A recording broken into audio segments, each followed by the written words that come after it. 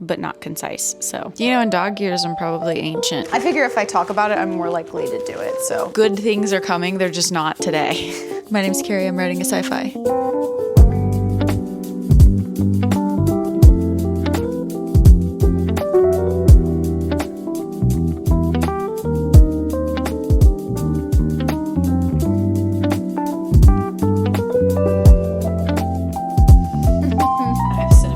Okay, hi.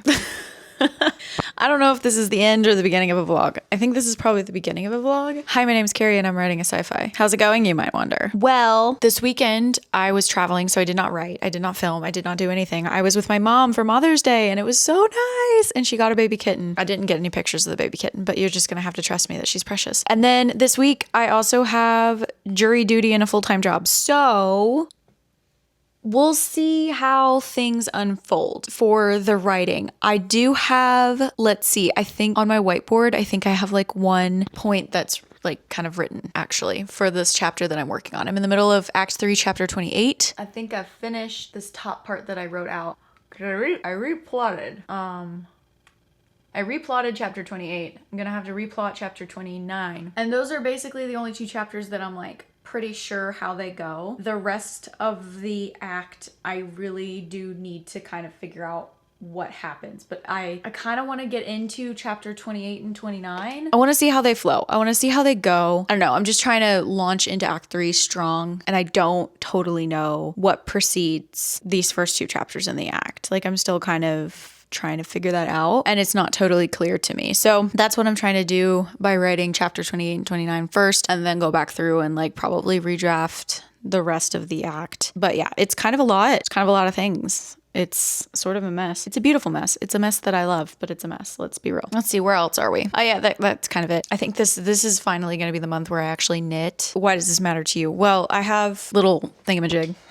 This thing, I try to put non-writer goals on this thing. Ooh, I need to water my plants. So that's what I'm gonna go do actually, because I keep forgetting that they exist and we were gone for the weekend. So I'm gonna water the plants. I might try and knit at some point this week. And then, honestly, I'm feeling like a real lock-in. Like I feel like I wanna like get in and draft. Like I don't wanna worry about any of the other remedial tasks that I have going on. I feel like I really wanna dedicate some time to the manuscript today. So that's the plan. If I get to a point where I'm happy, I'll get on my walking pad and walk for a little bit and then maybe watch The Punisher as a reward. I'm feeling like I want to sit in front of my nice little keyboard and clack away for a little bit. So that's what we're going to do. So if that sounds interesting to you, you're welcome to join me. It feels like a ton of work is ahead of me because it is. And so it's like being very intimidated by that is kind of slowing me down, but I just need to kind of push through that and do the next thing. When things get overwhelming, just do the next thing that has to be done. Make your priorities, do those things. What's the bare minimum? This little box right here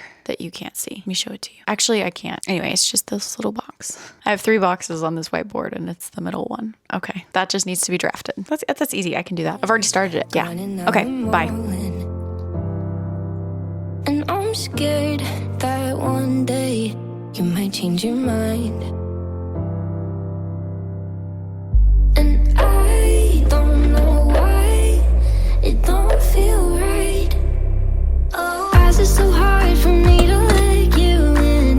Give you the key to get inside my head. I don't wanna make the same mistakes again, cause I know how this could end. And they always say that I did nothing wrong, but every time that they Hi. Hello. It's April 13th. Welcome to my messy kitchen yet again. I've just been to the grocery store, so I figured I would talk to you guys because it's been a minute. So, it's relatively quiet. I think the only thing that's going right now is the air, which is crazy. So the fridge might kick on here in a bit, which is the loudest thing in my house. But figured while it was quiet, I'd just give you guys a bit of a rundown of what's been going on in La Vida de Carrie. So pardon all the mess. Anyway, okay, hi. As you probably can expect, we're still working on Chapter 28. That is the first chapter in Act 3. Still working on it. I think I wrote like 200 words less last night. Yeah, I've just been not very focused on working. Since the last time that I locked in on it, it's been basically impossible to lock in since the last time I was able to do it. So today, perhaps we'll get some more writing time, but I mean, your guess is as good as mine, right? I figure if I talk about it, I'm more likely to do it. So that's the logic here. I have some of this because I wanted a treat. So that's kind of the writing update.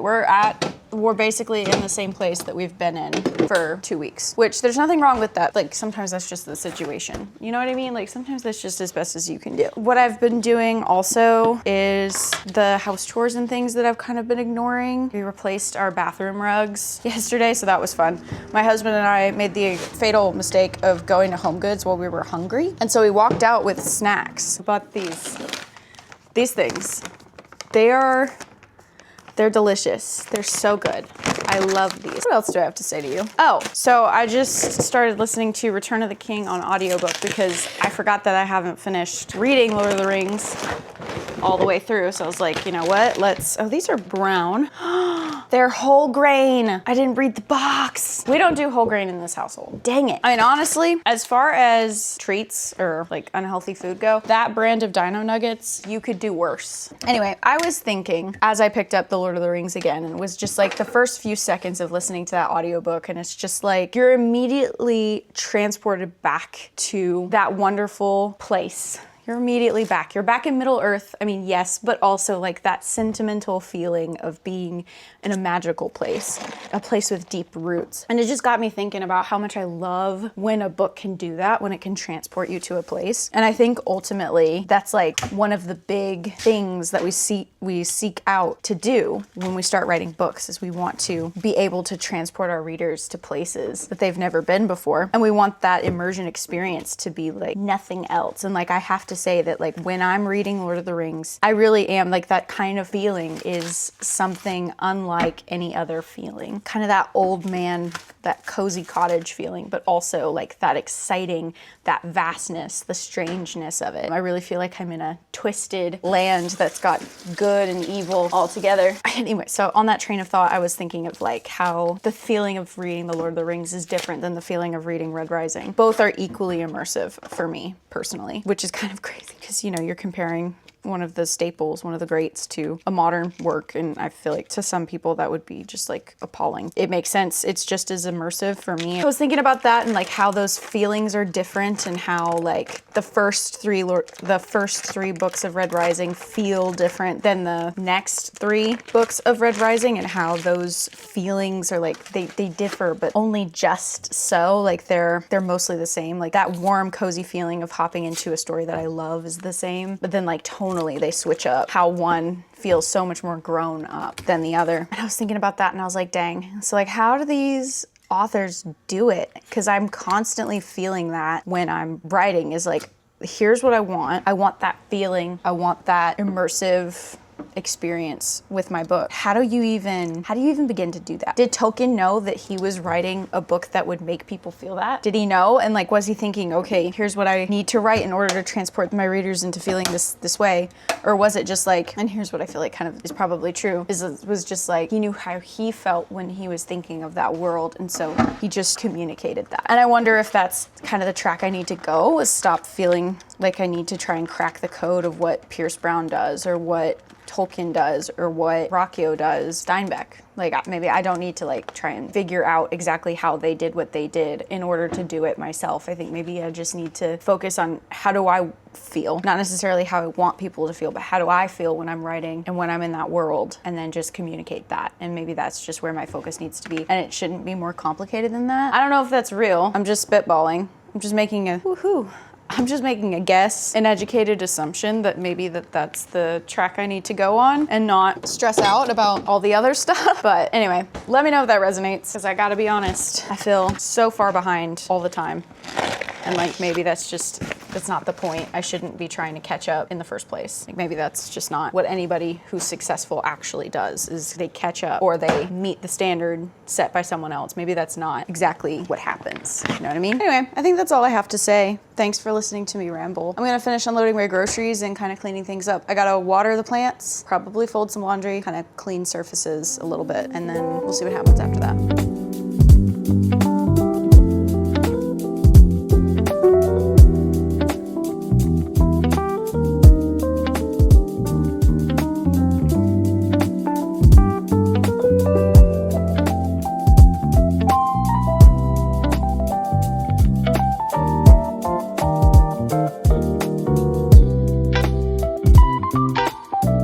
dog ears, I'm probably ancient. I was just thinking that because I feel ancient. I feel it like deep inset in my bones. Hi. Welcome to the story. Welcome to the good time. So here's how we're doing this week. On this day of our Lord 2026, it is Monday the 18th. I am so freaking burnt out for no reason. I think it's work and I can't get away from it. Like trying to leave work at home, like leave work at work and not bring it home. But like I'm physically not bringing it home, but like mentally I'm bringing it home. Like I'm just exhausted. Like I could sleep for 1,000 years. I'm not going to, but I totally could. And that's the point. And I feel like I could easily do that right now, is sleep for 1,000 years. So like my motivation to do the basics is at an all-time low.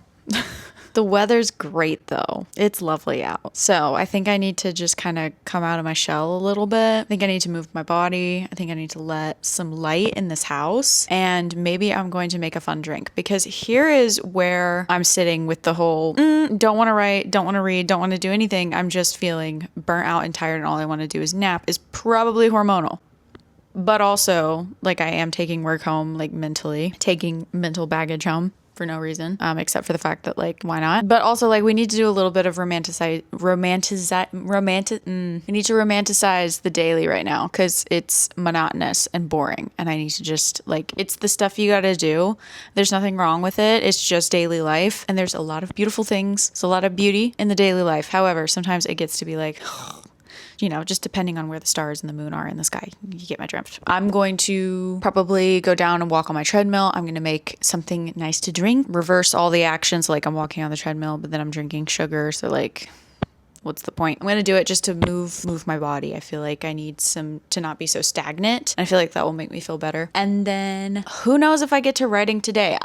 Honestly, I'm not going to push it. Things should calm down at work here pretty soon. And so I can just chill out for a little bit coming up here. So I'm hoping to do that, honest. I'll have a couple days at home coming up. So like I can just not do anything but breathe in, breathe out, inhale, exhale, like do some 24-hour readathons, maybe do some 24-hour write-a-thons. That sounds honestly so much fun, but also miserable. Anyway, this summer we're leaving the house. This summer we're gonna be out in the sun. Like, I could hail a helicopter with like the pale bright skin on the inside of my arms. I don't know. Like, the mindset is good things are coming, they're just not today.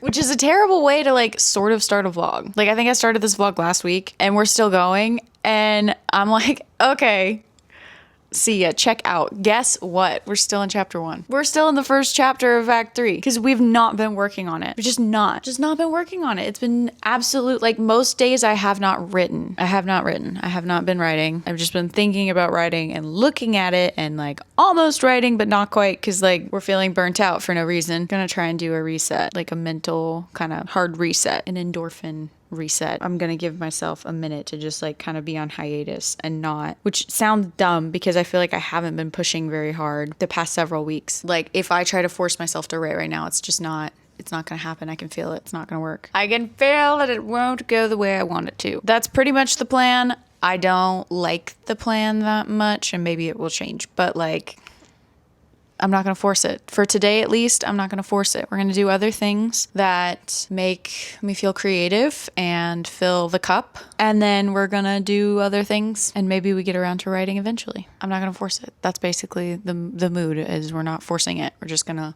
let it be. That's the plan. That's it. That's the update. I'm so sorry to disappoint anyone who's feeling disappointed, but like, I don't know what to say. This is where we're at. Okay, bye.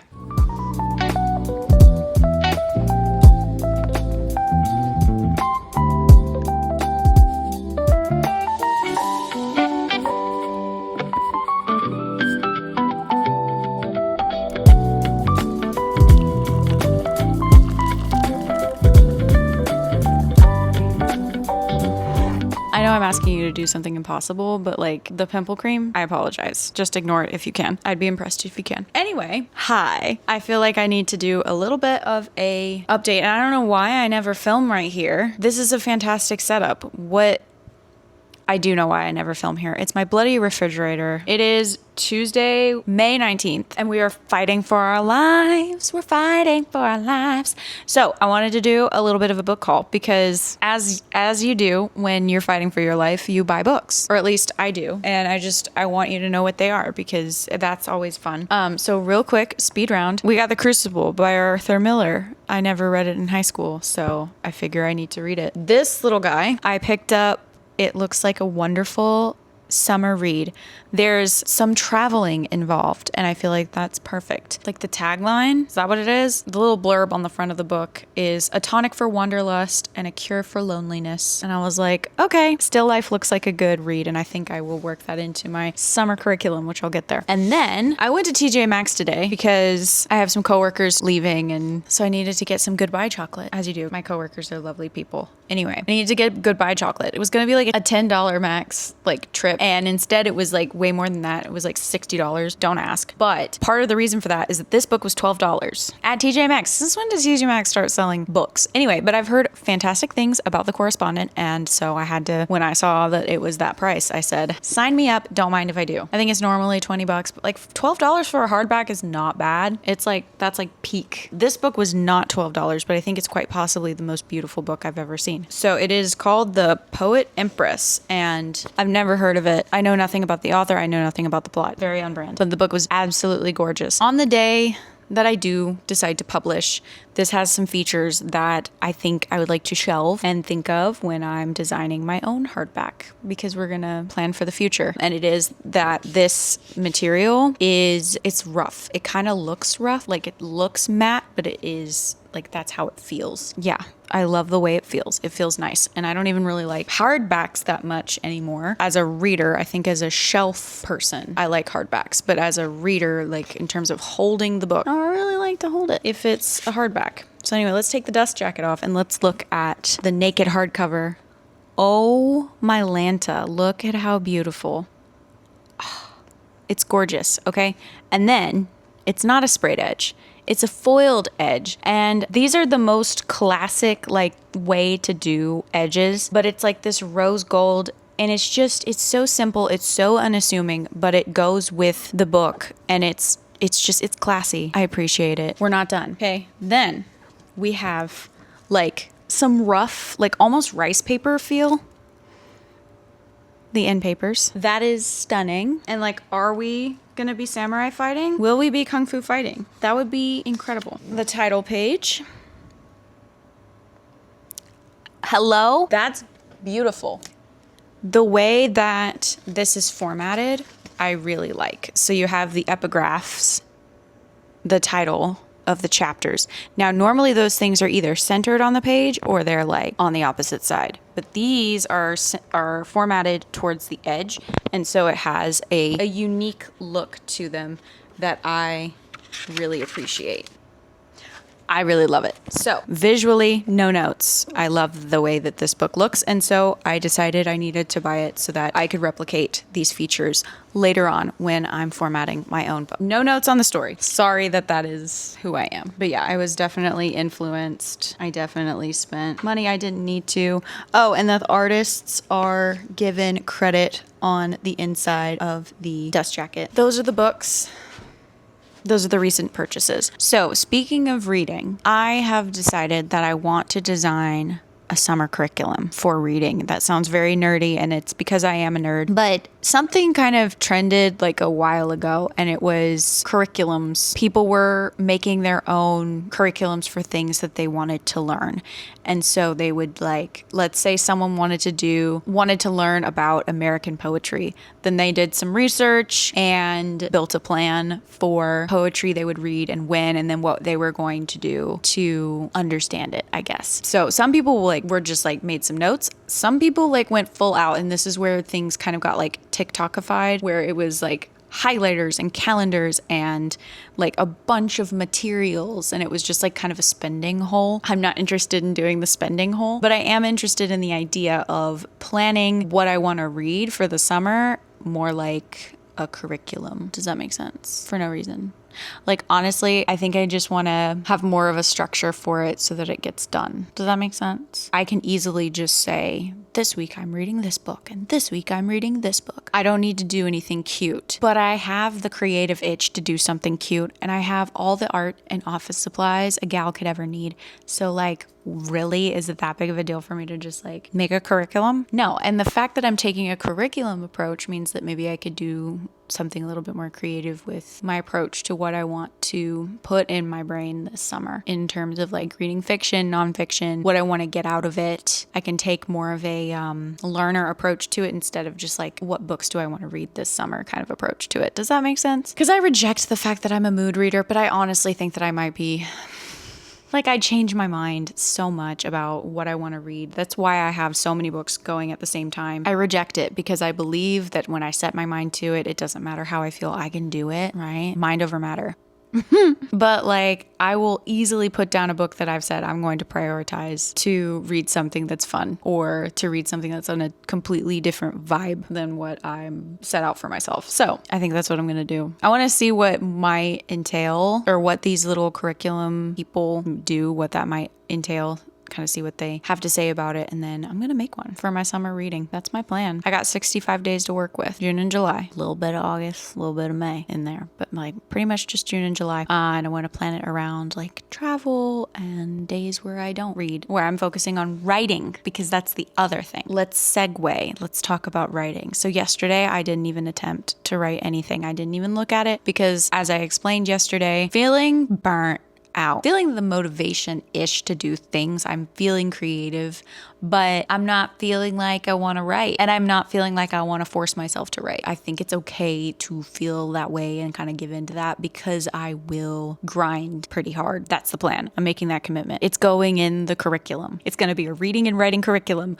where my creative cup is being filled, and also we have output. Because hot dang, do we still need to be in chapter 28 right now? We're going on 3 weeks, probably more, probably 4 weeks of being in chapter 28. Do you know how ridiculous that is? It is ridiculous. I think it might be the longest I've spent on one single chapter, just like in the drafting phase ever. And it's not because it's not planned. It's not because it doesn't make sense. It's literally pure, unbridled laziness and a lack of motivation. Like, the only reason it's not done is because I haven't been writing. That is it. Is that embarrassing? Yes, it is.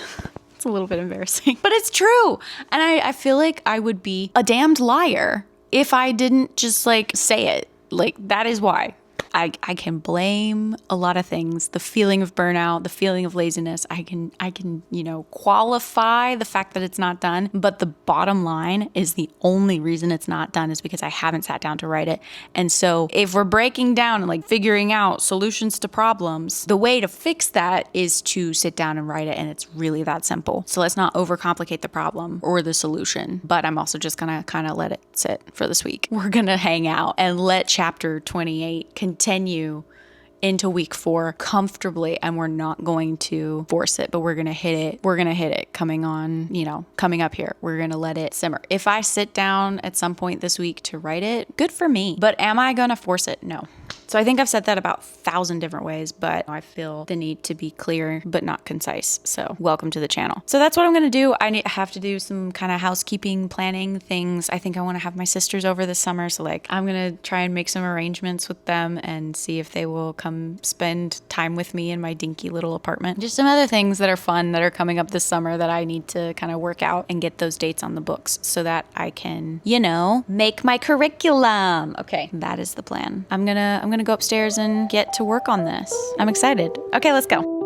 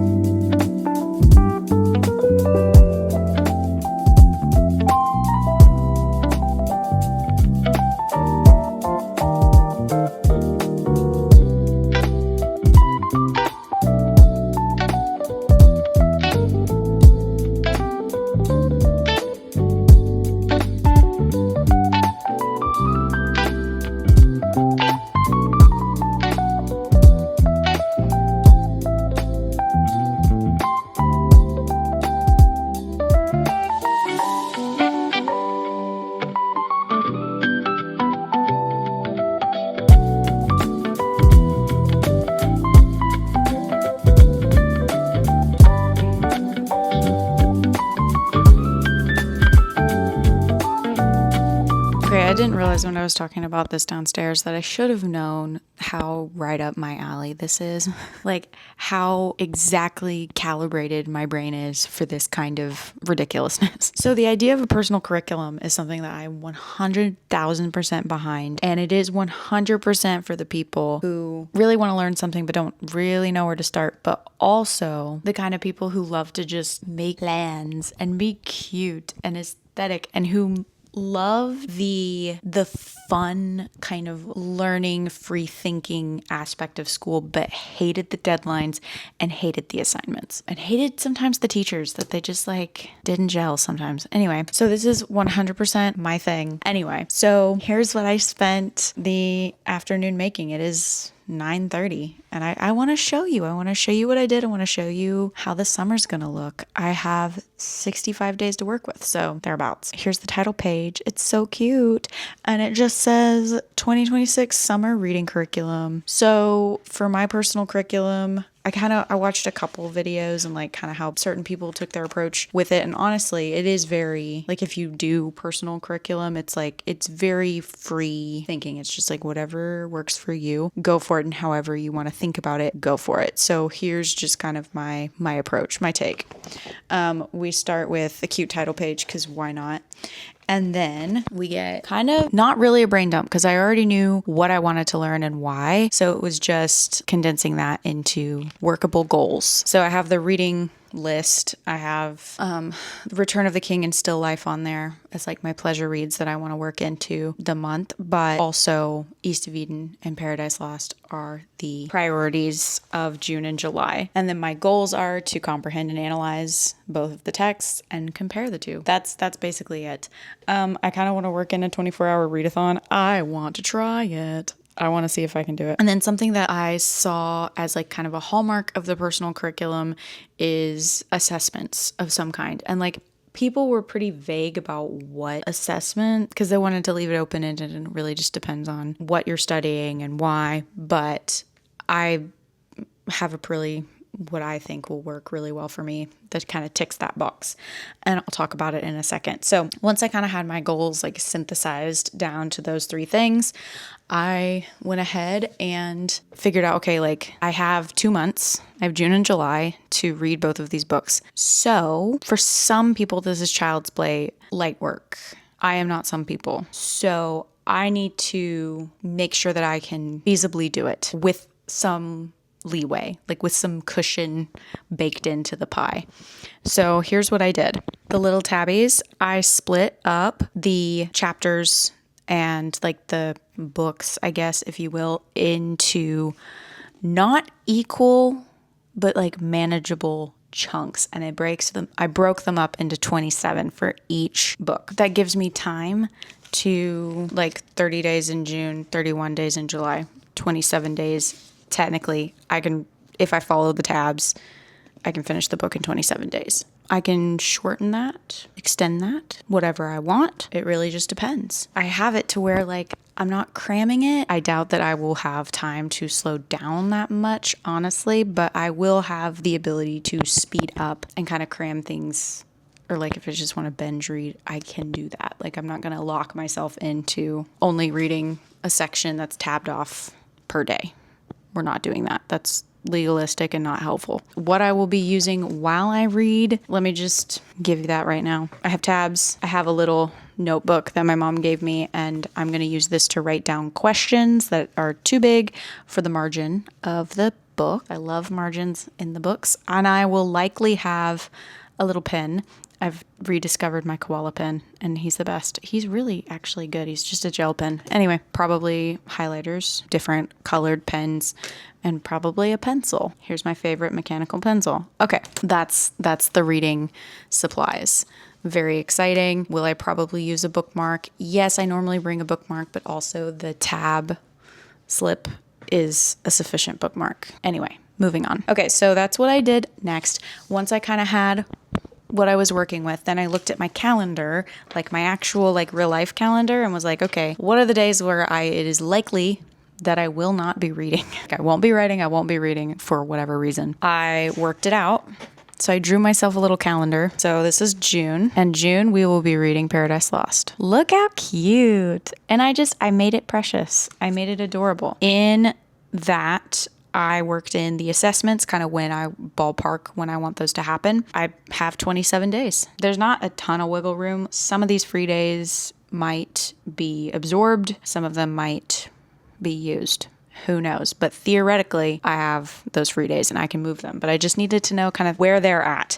And this allows me to sort of push. Like if I'm feeling lazy, you know how school is where you have a deadline or you have something due on said day, but then like you know that you're home free, like the assignment is due on Tuesday the 2nd, but you know that nothing is due on Wednesday the 3rd. So it's like just push through Tuesday, push through Monday, and you just to get to Wednesday and you'll be good. Like I'm thinking that same mind trick will work. We'll see.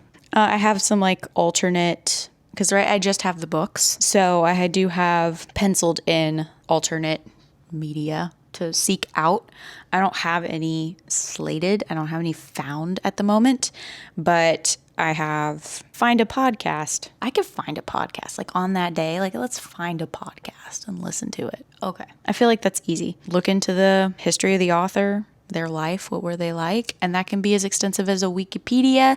It could be a YouTube video. I don't care. Just learn something about the author. There's a little bit of an expansion of knowledge, but it's not very intense. Like there are 3 of those things spread out on the month and they're penciled in. Like I can choose to take it. I can choose to leave it because this isn't school. This is real life and I have free will. So then we have the assessments. Now I'll have at least 4. Those are already kind of written in. Now the assessment is a free write, a 30-minute free write, and that's pretty much what you would expect. But I had a college professor that taught us how to do this. And every Friday, his rules for the free write were strict, and they were as such. We would start talking about the topic, like he would introduce it to us. He'd give us some bullet points, and then he would start the 30-minute timer. And the rules were like dead silent, no headphones, no music, no talking, dead silent, and it was just you, and you had to push that pencil for 30 minutes. Even if you were just writing the words blah, blah, blah, blah, blah, you had to keep the voice in your head going for that 30 minutes. The first time we did it, it was painful. We were running out of things to say. By like the 4th or 5th time, we did them every Friday. By like the 4th or 5th Friday, we needed more time. It was magical. And then at the end, we were able to kind of talk about what we were thinking. And it was brilliant. And it allowed you to like kind of process what had been going on in the course up until that point, what you knew, what you didn't know, what you understood, what you didn't understand, and make connections and say, oh my gosh, I never thought of that before, but this is a lot like this and here's why. Or I have this question about this, but maybe the answer could be this, and like kind of work that out. And it's invaluable. It's just journaling. It's just allowing your mind to run with a line of thought and see where it goes. And it is revolutionary. I recommend it for everyone, but it is also a valid assessment. Tell me what you learned. Easy peasy, lemon squeezy. It will be an easy way for me to self-evaluate. Like, what am I understanding about this book? And what am I not understanding? And then can I kind of start to answer those questions by myself, or at least posit my answers to those questions before I seek out an official source, which I feel like I will. Like, I feel like I'll probably seek out commentary on these books, maybe not in the scope of this curriculum, but maybe even after. And I have some really smart friends that I can ask, have you read these things and what were you thinking? So anyway, those are the assessments. I will have at least 4. I do not plan on having more, but it is very possible that I have more. Depends on how things are going, but I at least have 4. The next page after the calendar is the log. So like I have a plan and then God laughs at it. So here's the actual catalog of what will actually happen, what pages were read, when. Just a place for me to do that. That way I don't feel so shoehorned in by my own plans. I have a space for notes, for alternate materials in case I need it. And then here is the little calendar for July, which looks a little different, mostly because I drew the calendar incorrectly, so I didn't need that bottom row. But how cute. It's for East of Eden. So Paradise Lost is a little shorter than East of Eden, so we'll see how it goes. My free writes are in there. My free days are in there. It's very cute. I'm very excited. The same spread, an actual place to put notes, an actual place to put what pages are read and when. I don't know where I'll write for the free writes. Oh, that's a lie. I did make a little page. It's a title page. And so I have the page numbers. So this is like a bullet journal, like index type situation. So I have a space for all 4. And then I'll have the page numbers and I'll just fill that in as I go. This notebook is left over from college Spanish, but it's a subject notebook and it doesn't have a ton of space. So it's more like a planner. I finally found a use for it. And so we're reusing it. Spanish notes still in the front of the book. They're staying there. So anyway, that's my personal curriculum for East of Eden and Paradise Lost. And I could look like a complete idiot because that is a completely unknown thing to me. Should they be compared? Do I just want to read them together and see what I find? Yes, I do. I do. Is there anything to find? I have no idea. That's the whole point. There's my personal curriculum. It is super simple. I have 2 things I'm wanting to put in my brain. I have simple, attainable assessments, and I have a very specific time frame of when I want to have this done. I think as many boundaries as you can give yourself when designing your little course initially will help you feel less aimless and actually get progress on whatever it is you're doing. What did he get into? Oh my God, Theo. The vent. What vent? Show your viewers. Look at